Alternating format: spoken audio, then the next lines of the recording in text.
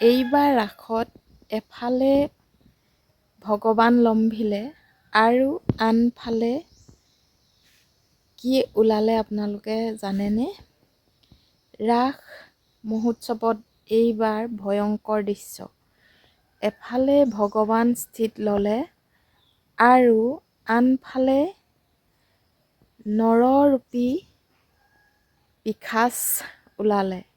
যি নৰপিশাচ তিনিজনে একেটা পৰিয়ালৰে দুজন সদস্যা হত্যা কৰিলে।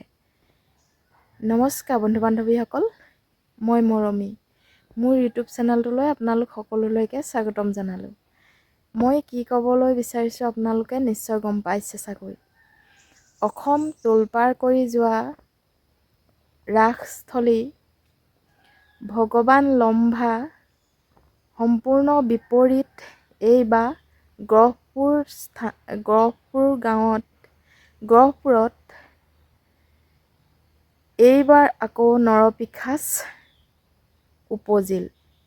কাৰণ একে ৰাসতে চাওকচোন, এফালে ভগৱান আৰু আনফালে নৰপিশাচ। সেই নৰপিশাচকেইটাই বাপেক পুতেক দুজনক হত্যা কৰি দুটা পৰিয়াল ধ্বংস কৰিলে। দুটা বুলি ক'লে ভুল হ'ব, একেটা পৰিয়ালতে থকা দুজন সদস্যা হত্যা কৰি পৰিয়ালটো ধ্বংস কৰিলে। ল'ৰাজনৰ ল'ৰা-ছোৱালী দুটা আৰু বাপেকৰ মাক ইতিমধ্যে নিথৰুৱা হ'ল। আপোনালোকে সকলোৱে গম পাইছে।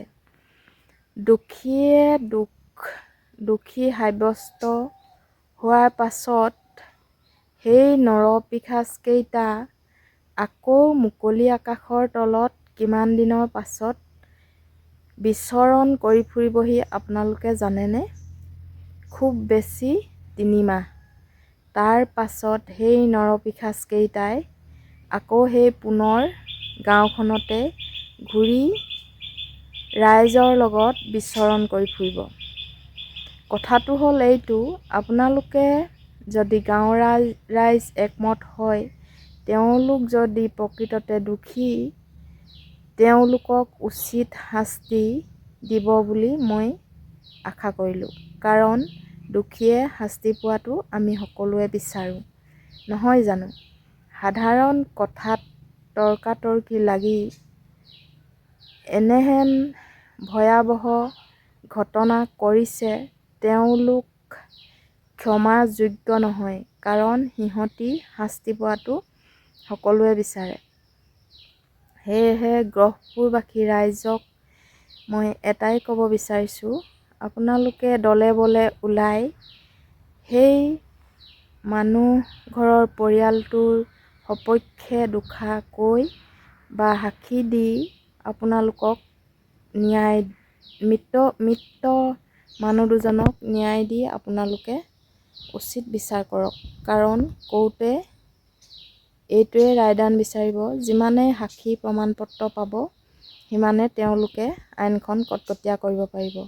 সেয়েহে আপোনালোকে পৰাপক্ষত যিসকলে দেখিছে তেওঁলোকে সম্পূৰ্ণ সুস্থভাৱে সাক্ষী প্ৰমাণ দিব বুলি মই আশা কৰিলোঁ। আৰু আমাৰ সমাজত ইমানেই ভয়াৱহ দুৰ্ঘটনা হ'বলৈ ধৰিছে, মানৱ সমাজখন আচলতে কোন দিশে গতি কৰিছে একো বুজিব নোৱাৰা হ'ল। আচলতে মানুহৰ মনবোৰ আগতকৈ বহুত ঠেক মনৰ হ'ল। আগৰ দৰে ইমান মৰম চেনেহ বোলা ভাৱটো নাইকিয়া হ'ল। সেয়েহে মানুহৰ প্ৰতি অকণো দয়া মমতা নোহোৱাকৈ এনেকৈ নৃশংসভাৱে হত্যা কৰিব পাৰে। আৰু এটা কথা এইখিনিতে